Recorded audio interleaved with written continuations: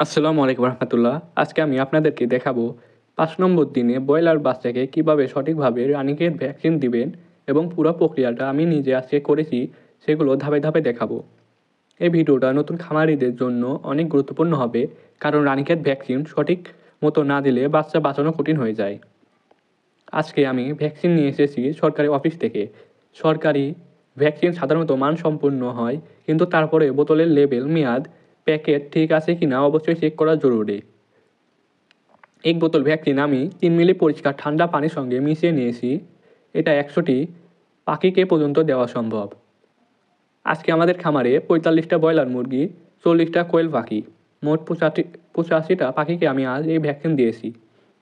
প্রথমে আমি ভ্যাকসিনের বোতল খুললাম, সঠিক পরিমাপ পানি ৩ মিলি যোগ করলাম, তারপর হালকা ঝাঁকিয়ে ভালোভাবে মিশিয়ে নিলাম। এবার ডপার নিয়ে ডোজ প্রস্তুত করলাম। এবার দেখাবো কিভাবে মুরগির চোখে ফোঁটা দিতে হয়। ৪৫টা মুরগিকে আস্তে করে হাতে নিলাম, চোখটা হালকা খুললাম, তারপর এক ফোঁটা সরাসরি চোখের ভিতরে দিলাম।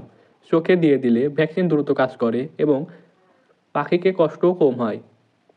কোয়েল একটু দ্রুত নড়াচড়া করে, তাই আমি রাতের বেলায় ওদের খাঁচা থেকে বের করে ঝুড়িতে রাখলাম। তারপর এক একটা কোয়েল পাখি থেকে হাতে নিলাম ঝুড়ি থেকে, ডপা দিয়ে চোখে এক ফোঁটা দিয়ে আবার ভিতরে ছেড়ে দিলাম।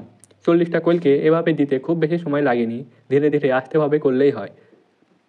ভ্যাকসিন দেওয়ার পরে আপনারা যেগুলো মনে রাখবেন: প্রথম ২৪ ঘন্টা পাখি কেমন আছে নজর রাখতে হবে, পানি ও খাবার একদম পরিষ্কার রাখতে হবে, ভ্যাকসিনের রেকর্ড, তারিখ, বোতল নম্বর লিখে রাখবেন, খামারের বাতাস চলাচল ঠিক রাখবেন।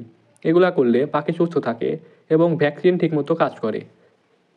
আপনারা যারা খামার করেন, সঠিক সময় এবং সঠিক নিয়মে ভ্যাকসিন দিলে রোগ খুব সহজেই প্রতিরোধ করা যায়।